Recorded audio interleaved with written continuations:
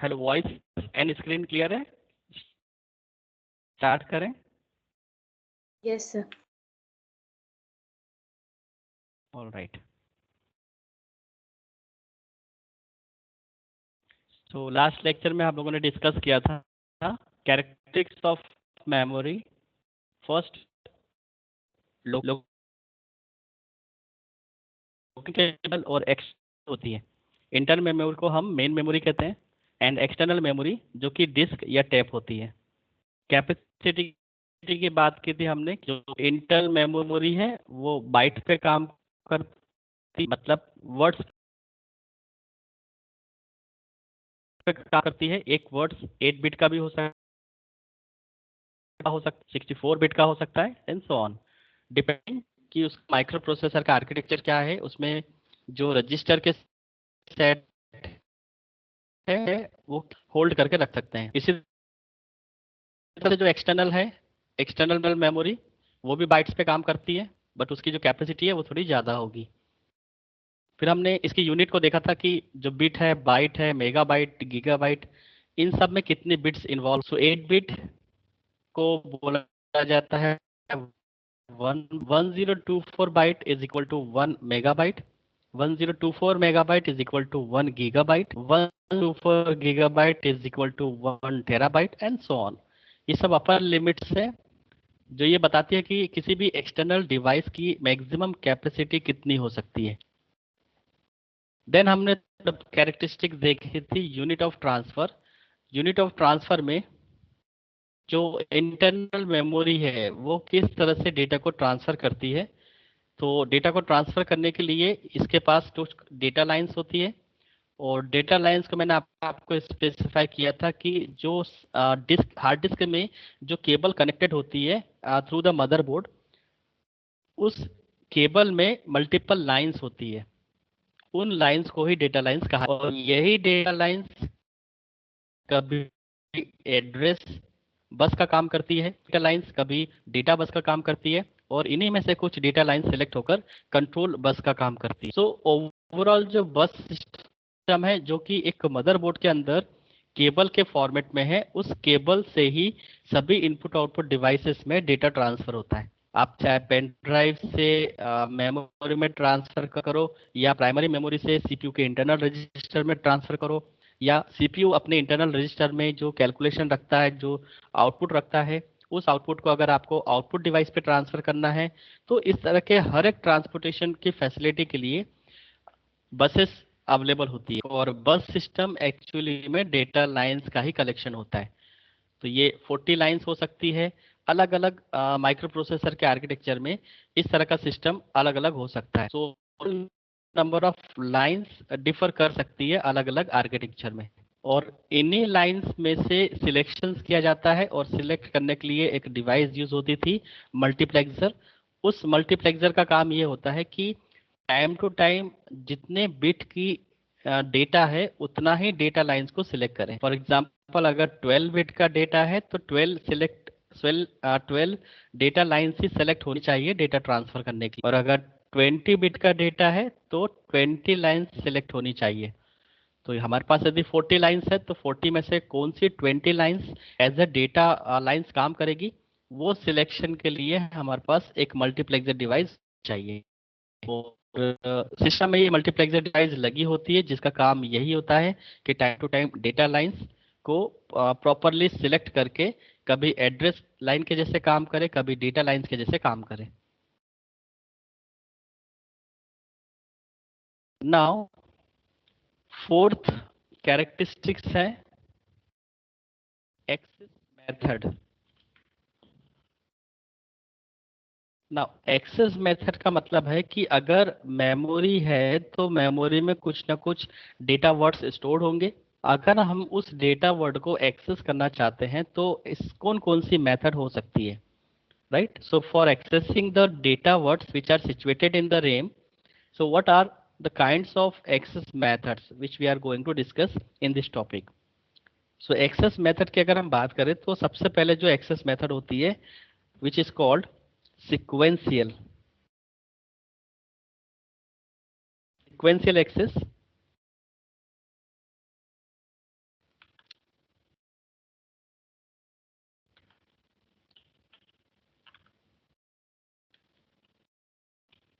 Sequential access means that a group of element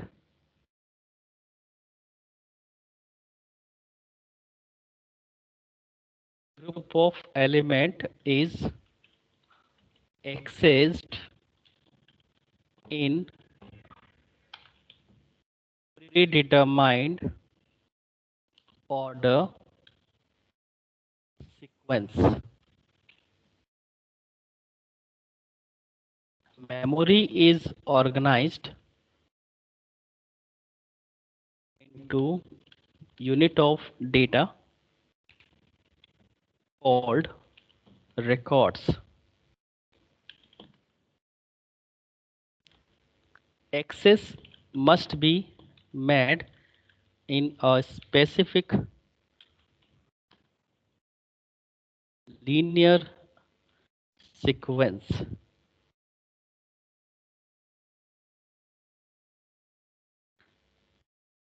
So as far as the name suggests, sequential access, that means we are going to access the data words in sequential, right, one by one.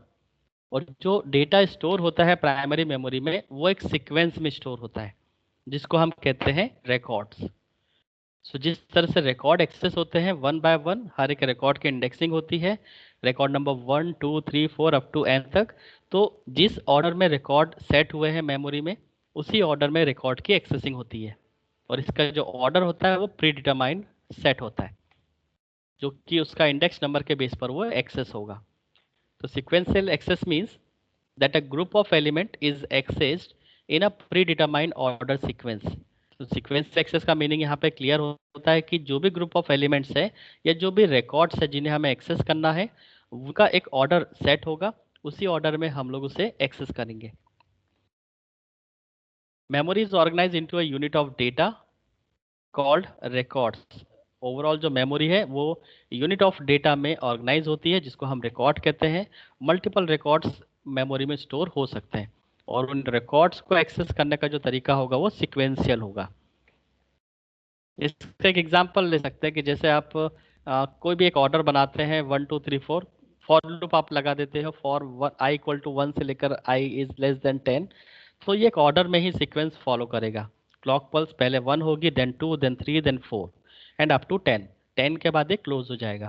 तो इसको भी हम sequential access कह सकते हैं.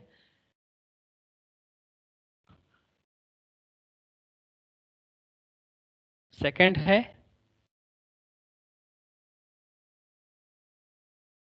Direct access. दूसरा method होता है डायरेक्ट एक्सेस कि आप मेमोरी से रिकॉर्ड को डायरेक्टली एक्सेस करें. रैंडमली किसी भी लोकेशन पे किसी भी नंबर के रिकॉर्ड को आप एक्सेस कर सकते हैं. Access is accomplished by direct access to reach general locality plus sequential searching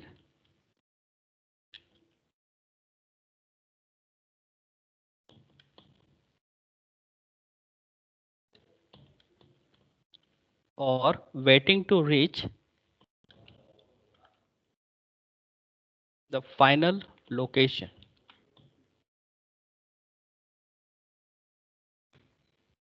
second method है डेटा को एक्सेस करने का फ्रॉम द मेमोरी.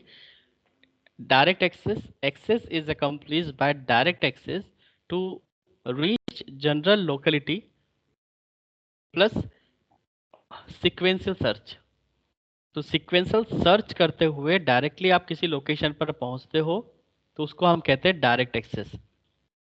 इसका आप एग्जांपल ले सकते हैं जैसे सीडी या डीवीडी जो आप प्ले करते हैं तो आप रिमोट से रैंडमली कोई भी सॉन्ग्स को प्ले कर सकते हैं जबकि उसमें रिकॉर्ड का जो फीडिंग होता है, जो उसके अंदर राइटिंग प्रोसेस होती है सीडी या डीवीडी में, वो सिक्वेंशियल मैनर पर होती है.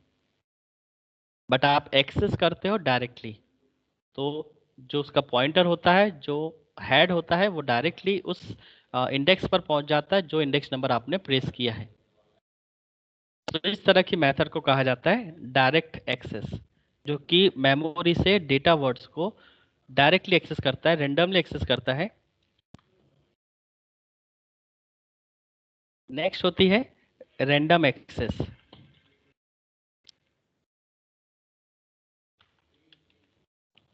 Each addressable location in memory has a unique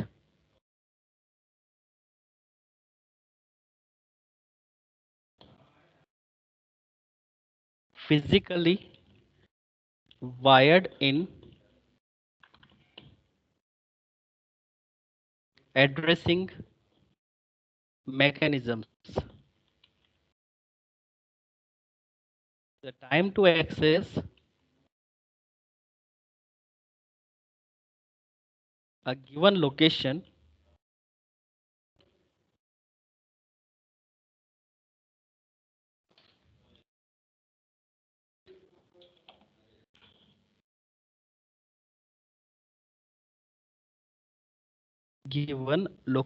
is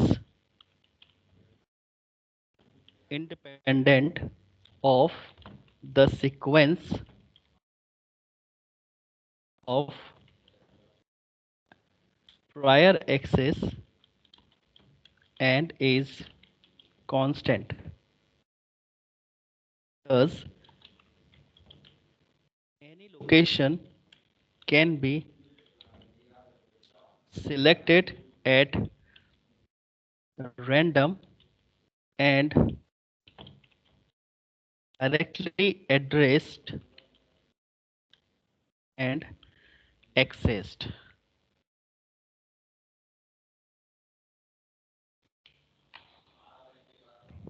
so next method है डायरेक्ट एक्सेस। ये प्योरली एग्जांपल है जो आप टीवी के रिमोट एक्सेस करते हो, जो सीडी और डीवीडी प्लेयर के रिमोट एक्सेस करते हो, राइट। डायरेक्ट रैंडम एक्सेस का एग्जांपल है प्राइमरी मेमोरी में से जो भी डेटा वर्ड को एक्सेस किया जाता है, वो भी एक रैंडम एक्सेस है। Each addressable location in memory has a unique physical wired in addressing mechanisms. जब भी एक प्राइमरी मेमोरी को डिज़ाइन किया जाता है तो उसका जो भी सर्किट होता है उसमें हर एक फिजिकल वायर्ड को, उसका एक जो यूनिक फिजिकल वायर्ड है उसको फिजिकली कनेक्ट किया जाता है ताकि हर एक लोकेशन पर फिजिकली पहुंचा जा सके। जैसे हर एक नंबर का यदि हम यूनिक नंबर बना दिया जाए तो यूनिक नंबर से हम उसको एक्सेस कर सकते हैं। जैसे आप लोगों के रोल नंबर है, एनरोलमेंट नंबर हो, तो उस रोल नंबर या एनरोलमेंट नंबर जो होता है वो यूनिवर्सिटी के लिए यूनिक होता है। अब कितने ही स्टूडेंट्स हो, उनको यदि हमें एक्सेस करना हो डायरेक्टली हम एनरोलमेंट नंबर या रोल नंबर डालकर आसानी से एक्सेस कर सकते हैं, उसकी डिटेल हम फेच कर सकते हैं। ये मैटर नहीं करता है कि हार्ड डिस्क में कितने मिलियंस ऑफ रिकॉर्ड पड़े हुए हैं, बट जो आईडी हम पास करेंगे वही आईडी के बेस पर रिकॉर्ड की फिल्टरिंग होगी और वही आईडी का रिकॉर्ड जनरेट होगा, उसी की रिपोर्ट जनरेट होगी, राइट। सो यहाँ पर रैंडम एक्सेस का मतलब है कि कभी भी कोई भी लोकेशंस पर एक्सेस करना, राइट। तो हमारी जो प्राइमरी मेमोरी है वो रैंडम एक्सेस मेमोरी कहलाती है, क्योंकि हम उस प्राइमरी मेमोरी में जो लाखों करोड़ों बफर्स बने हैं, जो मेमोरी शेल्स बनी है, हर एक सेल्स का कनेक्शन एक वायर से किया गया है ताकि उस पर्टिकुलर लोकेशन पर हम पहुंच पाए। और उस लोकेशन पर कोई भी डेटा अगर हमें राइट करना है या रीड करना है तो वो पॉसिबल होता है, इसीलिए ये पॉसिबल भी है। तो इस तरह की डेफिनेशंस रहेगी। Each addressable location in memory has a unique physically wired. Memory में जितनी भी लोकेशंस है सभी फिजिकली वायर्ड के साथ कनेक्टेड होगी और सभी में नंबर जो होगा यूनिक होगा। ऐसा नहीं होगा कि एक मेमोरी शेल्स में दो अलग अलग वायर कनेक्ट हो रहे हैं, तो एक फिजिकल वायर्ड से ही कनेक्ट होगा एक memory cell. In addressing mechanisms, the time to access a given location is independent of the sequence. इसमें किसी भी मेमोरी लोकेशंस को एक्सेस करने का टाइम इंडिपेंडेंट होता है। क्या आपने देखा होगा कि जो सिक्वेंशियल मैनर होता है उसमें अगर फोर्थ नंबर का रिकॉर्ड एक्सेस करना हो तो रिकॉर्ड नंबर 1 पहले एक्सेस होगा, फिर 2 होगा, 3 होगा, देन 4 होगा, राइट। डायरेक्ट एक्सेस में सर्चिंग तो सीरियली होगी, बट फोर्थ नंबर का रिकॉर्ड डायरेक्ट एक्सेस होगा। बट यहाँ पर रैंडम एक्सेस में सीधा पॉइंटर सिलेक्ट करता है फोर्थ नंबर की सेल्स को या फोर्थ नंबर के रिकॉर्ड को। तो ये थोड़ा छोटा छोटा डिफरेंस है जो आपको क्लियर होना चाहिए।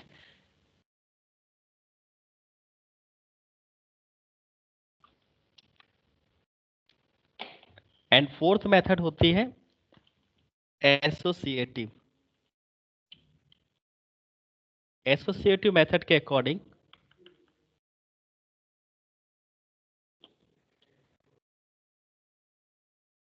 a word is retrieved based on portion of its content rather than its address, as with ordinary random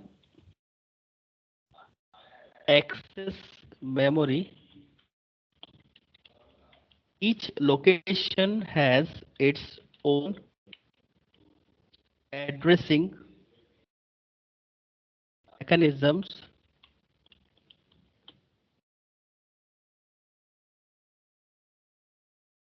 and retrieval time is constant, independent of location or prior access pattern.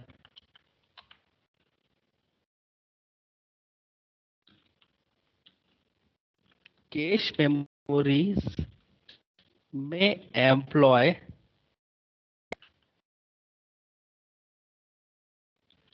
associative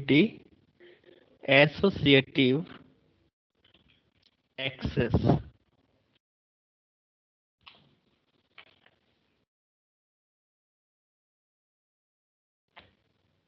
now ये होती है fourth method, जिसके through भी हम data words को primary memory से access करते हैं।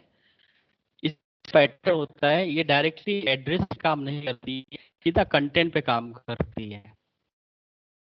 अ वर्ड इज रिट्रीव्ड, कोई भी यदि डेटा वर्ड्स है जो हमें रिट्रीव करना है मेमोरी से, अब retrieve based on a portion of it content, portion of it content, that is important. आप सर्चिंग किस तरह से हो रही है, क्योंकि जो तीनों मेथड्स है उन सभी में एड्रेस के बेस पर सर्चिंग हो रहा है।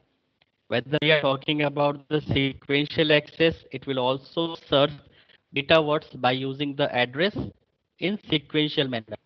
In direct, we can access the data words sequentially by applying the sequential search, linear search, and find the data words directly. In random access, again we are looking for a data words, but we are accessing the data words directly because each memory cell is directly connected with the physical wired. So उसका हमें benefit मिल जाता है कि हम किसी भी memory shells को directly access कर सकते हैं, क्योंकि उसका सर्किटरी इस तरह से डिजाइन किया गया है। और इसमें जो टाइम एक्सेस करने का जो लगता है वो इंडिपेंडेंट होता है। ऐसा नहीं कि 49 नंबर की सेल एक्सेस करनी हो तो 48 तक जितना भी समय लगेगा वो सभी कैलकुलेट होगा, ऐसा नहीं होता। तो डायरेक्टली फिजिकल वायर्ड उस मेमोरी सेल से कनेक्टेड होता है। आपको केवल इंडेक्स नंबर प्रेस करना है कि आपको मेमोरी में कौन से नंबर का इंडेक्स या कौन से नंबर का रिकॉर्ड या किस नंबर की मेमोरी सेल को एक्सेस करना है, और उस मेमोरी सेल में डायरेक्टली कनेक्टेड होते हैं फिजिकल वायर्ड जो को डायरेक्टली करते हैं। तो जो टाइम लगता है वो तो कॉन्स्टेंटली लगेगा, एक सेल को एक्सेस करने का जो टाइम होगा वही टाइम होगा। तो ये बहुत फास्ट मेमोरी होती है इसीलिए, और इसीलिए यूज प्राइमरी मेमोरी को डिजाइन करने में बनाया जाता है। और रही बात एसोसिएटिव मेमोरी की, एसोसिएटिव जो एक्सेस मेथड है उसमें कभी भी एड्रेस पे एक्सेस करना है, सो वहां पर डायरेक्टली कंटेंट से काम किया जाता है। कंटेंट इन द सेंस कि जिस वर्ड को हमें एक्सेस करना है उसका अल्फाबेट्स क्या है। तो इसमें एड्रेस पे काम नहीं होता है, कंटेंट पे काम होता है। तो इसको कंटेंट सर्चिंग भी बोला जाता है. As with ordinary random access memory, each location has its own addressing mechanism and retrieve time is constant independent of location और prior access pattern. So cache memory is one of the best example which implement the associative access method. यहाँ पे जो cache memory का pattern है directly content के base पे ये solve होती है. और कंटेंट से मेरा मतलब है कि अगर सपोज मुझे पीजीआई सर्च करना है किसी डेटाबेस से, तो डायरेक्ट पीजीआई पे सर्च गए. फॉर एग्जांपल यहाँ पर एबीआई लिखा हुआ है, यहाँ पर सपोज एबीसी लिखा हुआ है, किसी रिकॉर्ड में सपोज बीसीडी लिखा हुआ है, और सपोज फोर्थ रिकॉर्ड में पीजीआई लिखा हुआ है. तो कंटेंट सर्चिंग का मतलब यहाँ पर यह होता है कि डायरेक्टली पीजीआई को इन सब से मैच किया जाएगा. क्या ये पीजीआई है, पहला अल्फाबेट पी, दूसरा अल्फाबेट जी, तीसरा अल्फाबेट आई.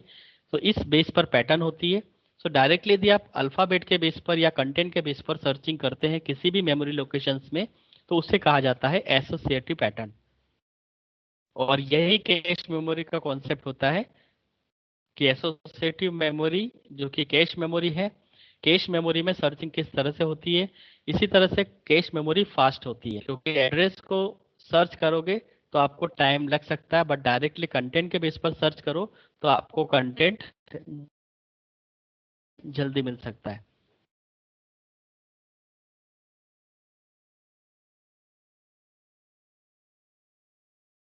ट्विटर में भी जो सर्चिंग करते हो कि आपको पार्टीशन में है, तो आप उस पार्टीशन में जाके डायरेक्टली सर्च, और जैसे ही उस फाइल का एक एक कैरेक्टर होता चला जाता है,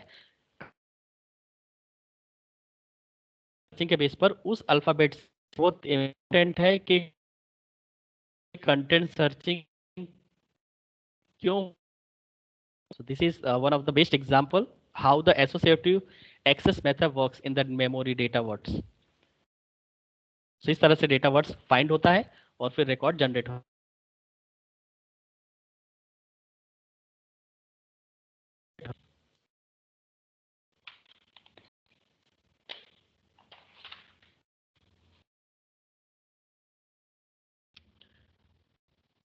नाउ नेक्स्ट कैरेक्टरिस्टिक्स है हमारी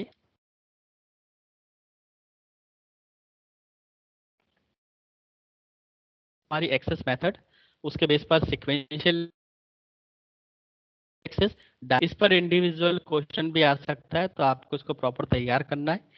और यदि केवल क्वेश्चन इतना आता है कि what are the access methods of the memories, तो आपको ये चारों एक्सेस मेथड बतानी है.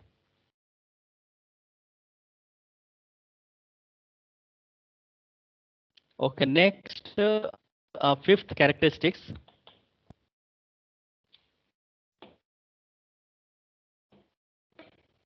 फिफ्थ कैरेक्टरिस्टिक्स है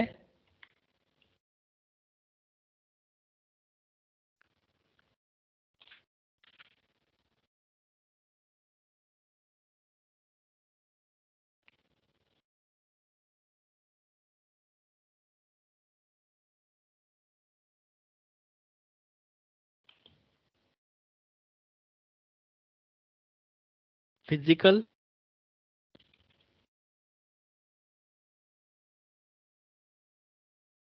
Now, memory devices can be categorized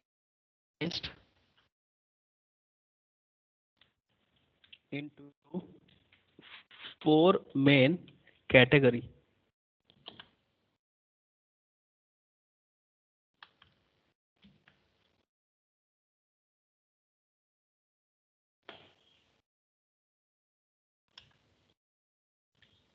First one, electronic, magnetic, mechanical, and optical.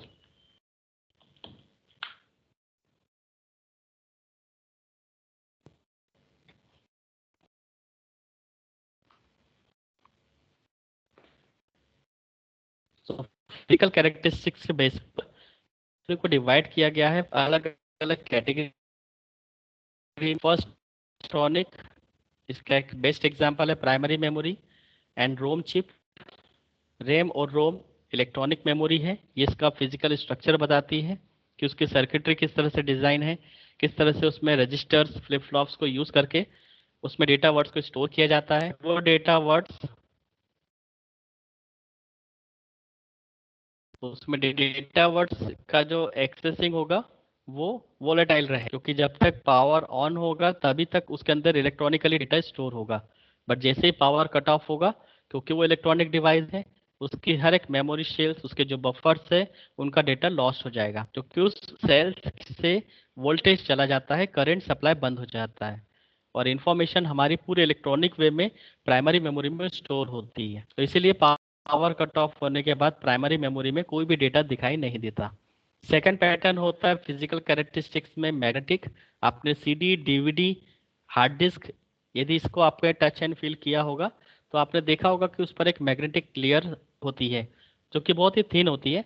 उस थिन मैग्नेटिक लेयर्स पर प्लास्टिक का एक लेमिनेशन होता है जो कि उसको प्रोटेक्शन प्रोवाइड करता है, right? तो वो भी एक पैटर्न है कि डेटा किस तरह से फिजिकली स्टोर होता है, तो मैग्नेटिक पैटर्न भी हो सकता है। थर्ड है मैकेनिकल। मैकेनिकल वे में डेटा स्टोर होता है।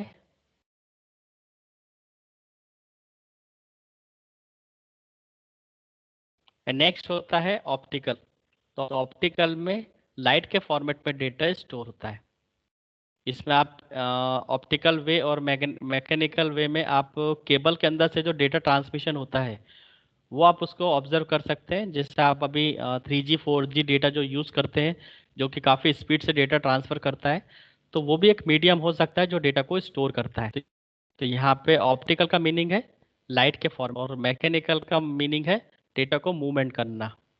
तो ये एक फिजिकल कैरेक्टरिस्टिक्स बताती है कि डेटा एक्चुअल में किस तरह से स्टोर्ड है, राइट। तो कभी लाइट के फॉर्मेट में हो सकता है, कभी मूविंग नेचर का हो सकता है, कभी मैग्नेटिक स्पॉट के फॉर्मेट में स्टोर हो सकता है और कभी वोल्टेज के फॉर्मेट में भी स्टोर हो सकता है। So these are 4 different category of physical characteristics of memory. Now 6 characteristics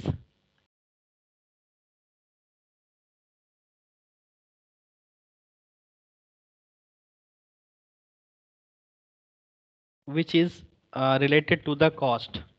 हमें पता है कि primary memory, cache memory, registers, hard disk, ये सभी मेमोरी की कैटेगरीज हैं। बट किसकी कॉस्ट ज़्यादा होगी, किसकी कॉस्ट कम होगी, ये कैसे मेंटेन होगा, ये किस तरह से एनालाइज होगा। So cost is another key factor which is of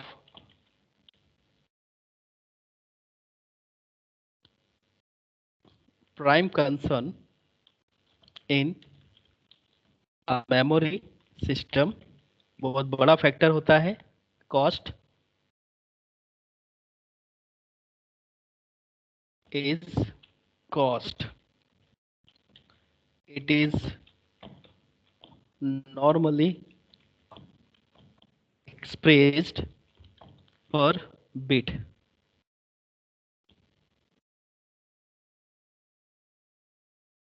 The cost of memory system includes not only the device but the cost of excess circuitry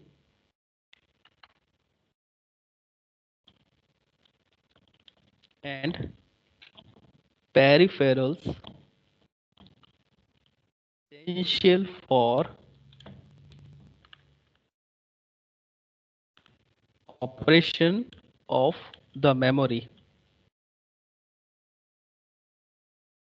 तो यहाँ पर कॉस्ट एक बहुत इंपॉर्टेंट की फैक्टर है जिससे ये डिटरमाइन होता है कि कितनी कॉस्ट लगेगी डेटा को ट्रांसफ़र करने में, क्योंकि नॉर्मली एक्सप्रेस होता है पर बिट। तो एक एक बिट ट्रांसफ़र होने की कॉस्ट यहाँ पर कैलकुलेट की जाती है, इसलिए ये प्राइम कंसर्न हमेशा से रहा है। The cost of memory includes not only the device, केवल डिवाइस की कॉस्ट इंक्लूड नहीं होती है। यदि हम रैम परचेस करके आते हैं, परचेस करते हैं, तो सपोज हमें रैम अगर हमें 1200 की मिलती है, तो केवल वही कॉस्ट जो उसका फिजिकल स्ट्रक्चर बनाती है उसकी कॉस्ट नहीं होती है, but the cost of access circuitry. Actual में जो उसकी कॉस्ट होती है वो उसके सर्किट की एक्सेसिंग पर होती है, उसके अंदर कितने सर्किट है बने हैं, कितनी बड़ी सर्किटरी के थ्रू वो मेमोरी डिजाइन की गई है। और क्योंकि जितनी बड़ी सर्किट्स होगी उतनी ज़्यादा प्राइमरी लोकेशंस को हम इंडिविजुअली यूनिक वे में एक्सेस कर सकते हैं, right. Peripheral essentials for the operations of the memory, इसलिए उसकी कॉस्ट एक बहुत प्राइम कंसर्न रहती है। नेक्स्ट कैरेक्टरिस्टिक होती है 7th नंबर पर, परफॉर्मेंस फैक्टर। परफॉर्मेंस फैक्टर में हम लोग कैलकुलेट करते हैं एक्सेस टाइम,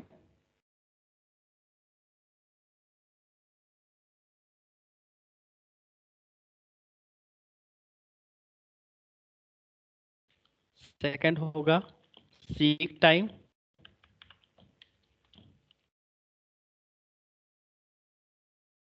नेक्स्ट होगा लेटेंसी टाइम, एंड फोर्थ है साइकिल टाइम। इससे मेजरमेंट होती है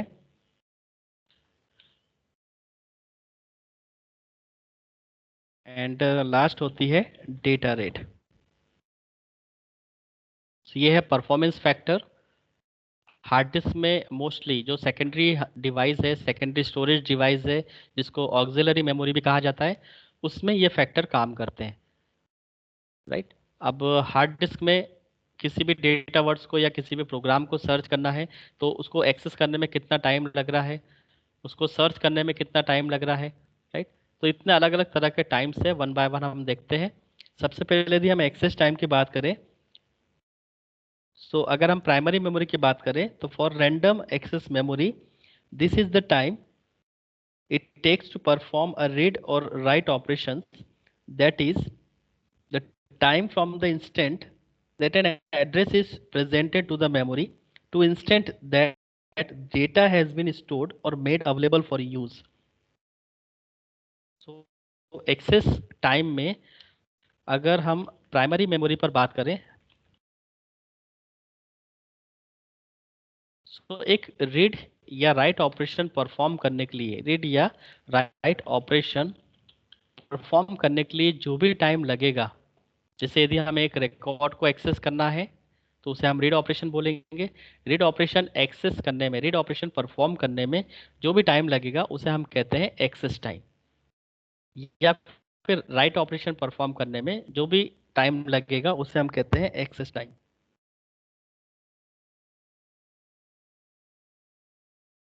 और यदि हम सेकेंडरी मेमोरी की बात करें, जो जो कि ऑक्सिलरी मेमोरी या हार्ड डिस्क है, तो वहाँ पर कोई रीड या राइट ऑपरेशन नहीं होता है। वहाँ पर हम सीधे हेड को सेट करते हैं अपनी करंट पोजीशन पर। सेकेंडरी मेमोरी में या नॉन रैंडम एक्सेस मेमोरी की बात करें तो access time is the time it takes to position position the read write head read write head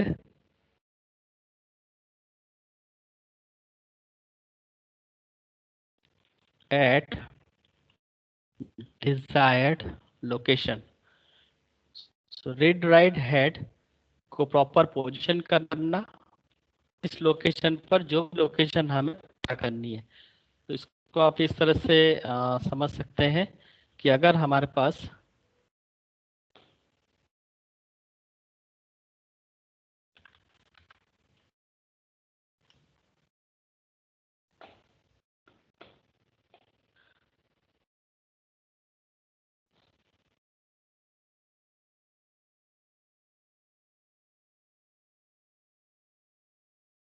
इस तरह से कोई हार्ड डिस्क है। इस हार्ड डिस्क में कई सारे डेटा वर्ड्स हैं। तो एक्चुअली में हार्ड डिस्क में कई सारे सेक्टर्स होते हैं, कई सारे ट्रैक होते हैं। हम कुछ इसमें बना देते हैं सेक्टर और ट्रैक।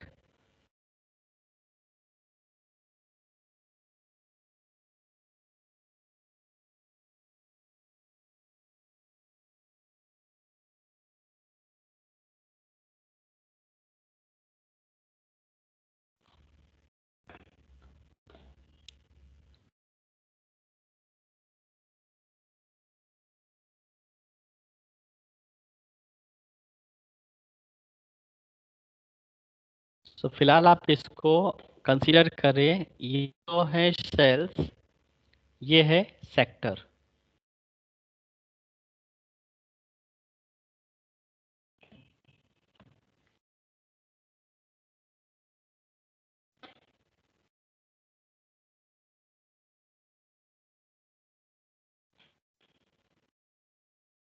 जितने भी आपको रेक्टेंगल में दिखाई दे रहे हैं इनको हम कहेंगे सेक्टर्स।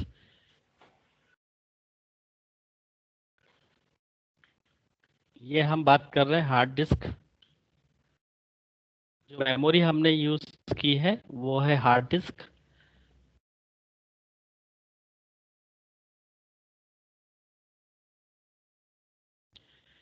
तो हार्ड डिस्क में कई सारे सेक्टर्स होते हैं, कई सारे ट्रैक होते हैं।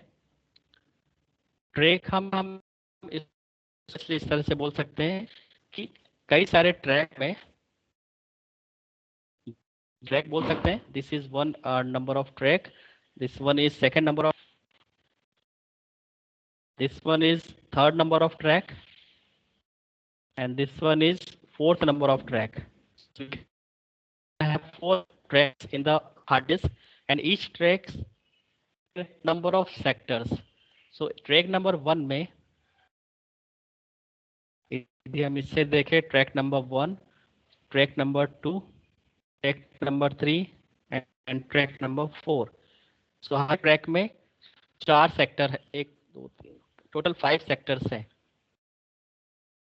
So each track contain total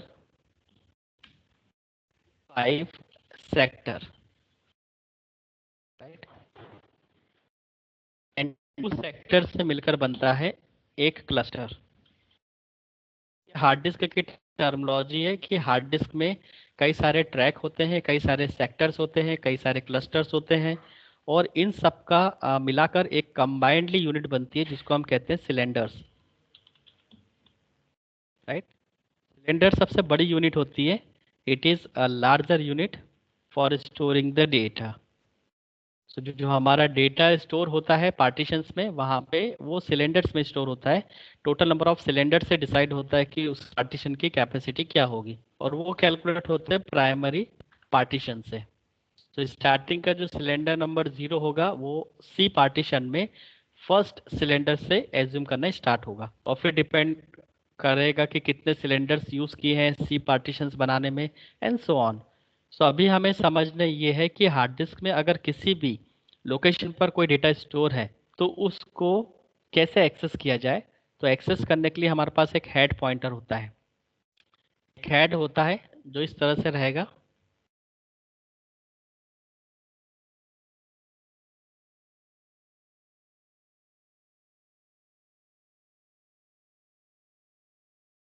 तो हार्ड डिस्क आपने उसका स्ट्रक्चर देखा होगा, वो सर्कल वे में रहती है।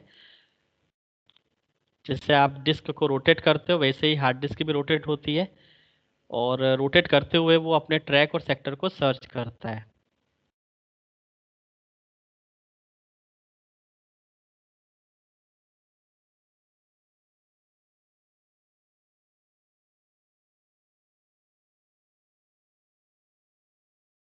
इस तरह से इसका हेड होगा। यहाँ पर इसका एक सेंसर लगा होता है जो कि रीड करता है। तो आप ब्लैक वाले को आप सेंसर समझे। ये एक हेड है। एक आर्म्स होती है, जैसे डिस्क की आर्म्स का कहते हैं। जैसे आप क्लॉक में आप जैसे देखते हो जैसे 3 आर्म्स होती है, वैसे ही डिस्क में भी जो हेड ये लगी होती है। और इसमें डिस्क इस तरह से रोटेट करेगी सर्कल वे में। तो इस तरह से जब डिस्क पूरी रोटेट करती है तो रोटेट करने पर जो पूरे ट्रैक है वो भी रोटेट करते हैं, ओवरऑल सिलेंडर रोटेट करते हैं। तो डिस्क का हेड, उस हेड को अपनी करंट पोजीशन से डिजायर पोजीशन पर स्विच करने में जो भी टाइम लगेगा वो टाइम कहलाता है एक्सेस टाइम। सो हेड की एक करंट पोजीशन होती है, इसलिए जो हेड है कहाँ पे किया हुआ था, previous head position.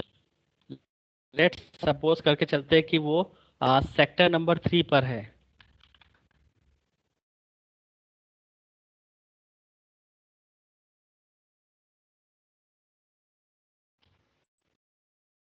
So let's suppose the previous head position is sector number 3। तो सेक्टर नंबर 3 कहाँ पर हो, ट्रैक नंबर 1 में और सेक्टर नंबर 3 में।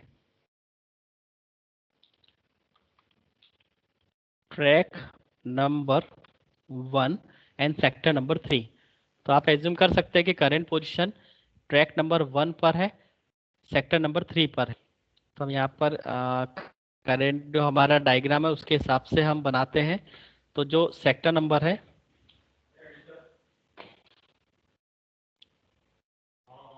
वो होगा सेक्टर नंबर 5। बट हमें जो सर्च करना है इस हार्ड डिस्क में, इस लोकेशन को सर्च करना है, राइट। ये है वो लोकेशन जहाँ पर हमारा डेटा स्टोर्ड है। और ये लोकेशन किस ट्रैक में आ रही है, तो track number 3 sector number 5।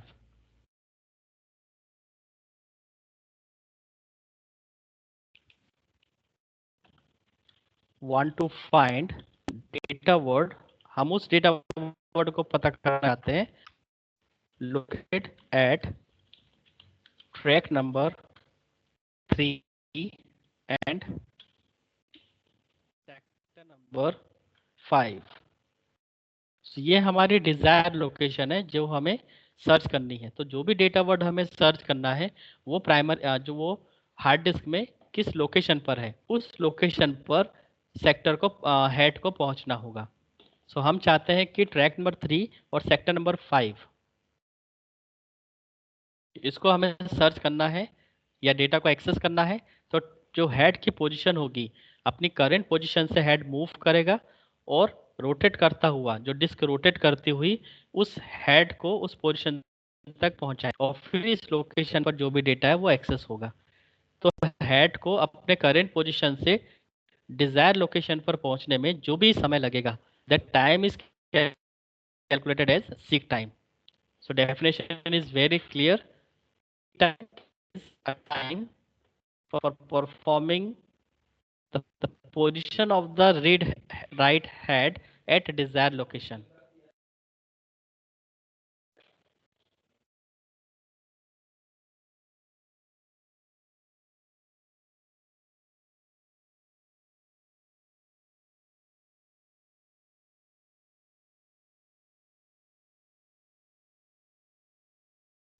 Now, second has seek time.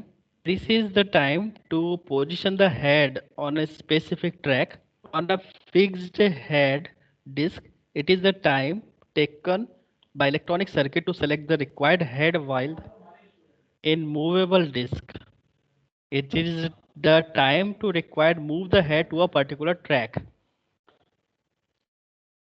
अब यहाँ पे जो सीक टाइम होगा उसका जो कैलकुलेशन है वो कैसे होगा,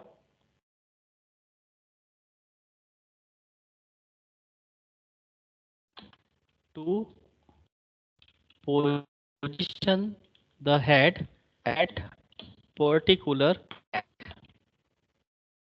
अब यहाँ पर इस लोकेशन को, इस जो एक्सेस टाइम है इसको फर्दर डिवाइड होता है कि एक्सेस टाइम कौन कौन से टाइम से मिलकर बना है। तो उसमें से एक छोटी सी यूनिट होती है seek time, latency time, then cycle time, access time, data rate. So access times overall access time calculate किया जाता है कि किसी भी डेटा वर्ड को यदि हमें एक्सेस करना है तो हेड के करंट पोजीशन, वो हेड डायरेक्टली पहले ट्रैक पर पहुंचेगा, ट्रैक पर पहुंचने के बाद पर्टिकुलर सेक्टर पे पहुंचेगा और डिजायर लोकेशन पर पहुंचकर डेटा वर्ड को एक्सेस करेगा। तो ये पूरा टाइम कैलकुलेट होता है एक्सेस टाइम में, कि डेटा वर्ड को एक्सेस करने में कितना समय लगा। बट ये एक्सेस करते समय कई सारी छोटी छोटी यूनिट भी बीच में आती है, जैसे पर्टिकुलर ट्रैक पर पहुंचा है, पहले हेड की जो करेंट पोजीशन है उस करेंट पोजीशन से पर्टिकुलर ट्रैक पर पहुंचेगा, तो ये एक टाइम कैलकुलेट होता है। उस टाइम को बोला जाता है seek time. That means to position the head at particular track. इसके बाद आता है लेटेंसी टाइम। लेटेंसी टाइम को यदि हम डिफाइन करें, the time required by a sector to reach below read write head to position the head at particular sector. तो track तक पहुंचने का जो टाइम है वो सीक टाइम है, और ट्रैक के बाद पर्टिकुलर दो जो डिजायर सेक्टर है जहां पर हमें डेटा वर्ड को एक्सेस करना है, वहां पर पहुंचने का जो टाइम होगा that will be calculated as latency time. Now the cycle time, memory cycle times is the access time plus any additional time required before second access occur. So it is X, data word को access करना हो तो other.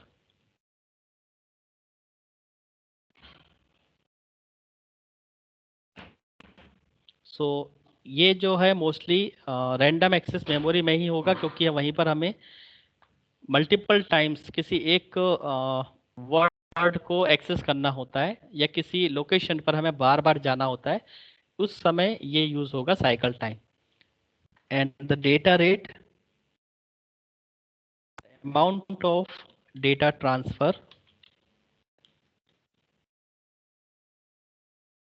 amount of data transfer per second और per unit.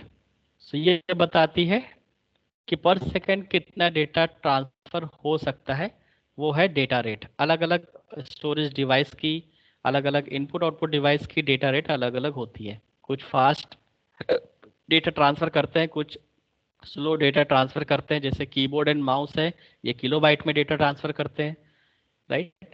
और जो hard disk है या कोई भी स्टोरेज जो ऑक्सिलरी मेमोरीज हैं उन वो ब्लॉक में डेटा ट्रांसफर करती है डायरेक्टली। 1024 बाइट का जो एक ब्लॉक है, किलो बाइट है, जिसको हम वन ब्लॉक कहते हैं, ये ब्लॉक वाइज डेटा ट्रांसफर करती है। सिमिलरली प्रिंटर की भी बात करें तो ये भी ब्लॉक में डेटा ट्रांसफर करती है, जिसमें हर एक ब्लॉक में मिनिमम 1000 बिट का कलेक्शन होता है। तो ये थी सभी कैरेक्टरिस्टिक्स जो हमने आज डिस्कस की। एक बार हम रिकॉल कर देते हैं सभी कैरेक्टरिस्टिक्स को। प्राइमरी मेमोरी, ओवरऑल मेमोरी की जो कैरेक्टरिस्टिक्स है वो हमने डिस्कस की। तो सबसे पहले हमने देखी थी लोकेशन, सेकंड थी कैपेसिटी, थर्ड देखा था हमने यूनिट ऑफ ट्रांसफर, फोर्थ देखा हमने एक्सेस मेथड जिसके अंदर sequential access, direct access, random access method and associative method को देखा कि किस तरह से ये वर्क करती है, किस तरह से डेटा वर्ड को फाइंड आउट किया जाता है। फिर हमने फिजिकल कैरेक्टरिस्टिक पे बात की, जिसके अंदर देखा था कि इलेक्ट्रॉनिक वे में भी डेटा स्टोर हो सकता है, मैग्नेटिक वे में स्टोर हो सकता है, मैकेनिकल वे में हो सकता है, ना ऑप्टिकल वे में हो सकता है। फिर हमने कॉस्ट, उसकी कैरेक्टरिस्टिक देखी, जिसमें ये पता चला कि डेटा किस तरह से कॉस्टिंग किस तरह से अप्लाई की जाती है किसी भी मेमोरी के अंदर। केवल उसका जो फिजिकल स्ट्रक्चर है या जिस मेटल से वो बनी है वो कॉस्ट कैलकुलेट नहीं होती है, बट उसका जो सर्किटरी है कि उसका सर्किटरी कितना बड़ा है, कितनी सारी लोकेशंस को वो रेंडमली एक्सेस कर सकती है, राइट, उससे डिपेंड होती है कॉस्ट। फिर हमने देखा परफॉर्मेंस फैक्टर, एक्सेस टाइम क्या होता है डिस्क का, सीक टाइम क्या होता है, लेटेंसी टाइम क्या होता है, साइकिल टाइम क्या होता है एंड डेटा रेट क्या होता है। तो ये है कैरेक्टरिस्टिक्स ऑफ मेमोरी। इसमें से अगर इंडिविजुअल कोई क्वेश्चन आता है तो 1 और 2 मार्क्स में आ सकता है, तो आप उसको डेफिनेशन में दे सकते हैं इस तरह से विथ एग्जाम्पल। और अगर मेन क्वेश्चन आता है 7 मार्क्स में या 5 मार्क्स में, explain the characteristics of memory, तो आपको मिनिमम 5 to 6 कैरेक्टरिस्टिक्स को एक्सप्लेन करना है। So this is all about the today's lecture. Thank you so much.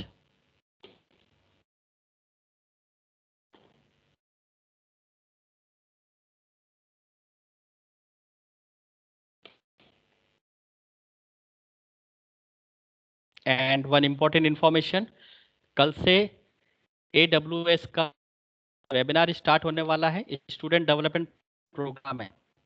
सभी लोग को मेरी आवाज आ रही है? Am I और Yes, sir. Yes, sir.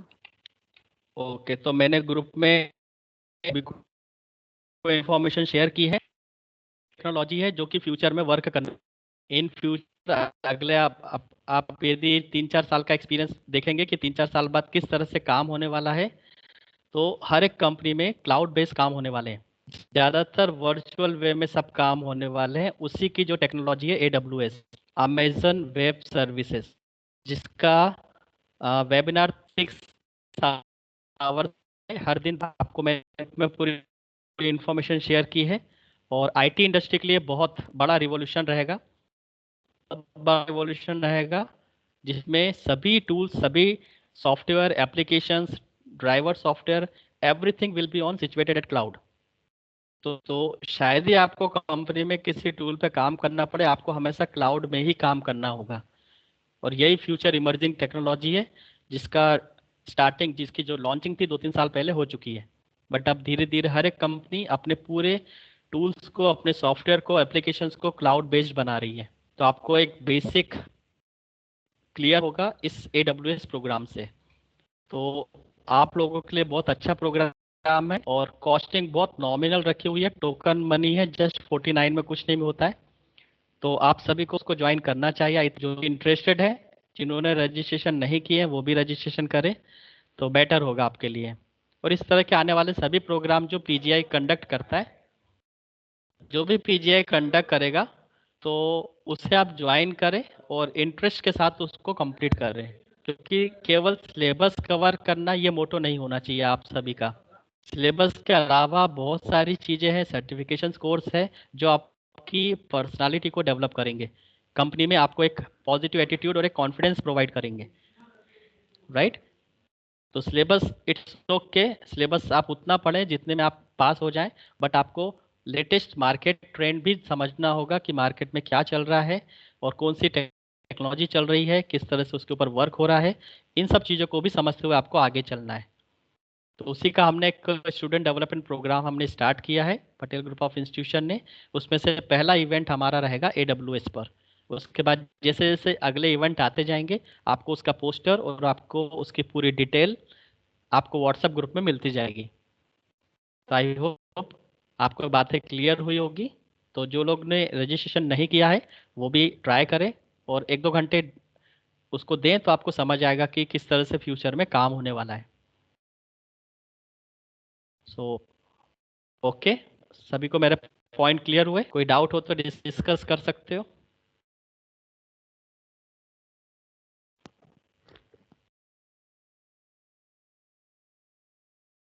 Okay, तो मैं सेशन क्लोज करता हूँ। Thank you so much. कल से स्टार्ट होगा 22, 23 एंड 25। डेट सभी याद रखें, 11 to 1, 2 आवर्स का प्रोग्राम रहेगा। Okay, and thank you so much.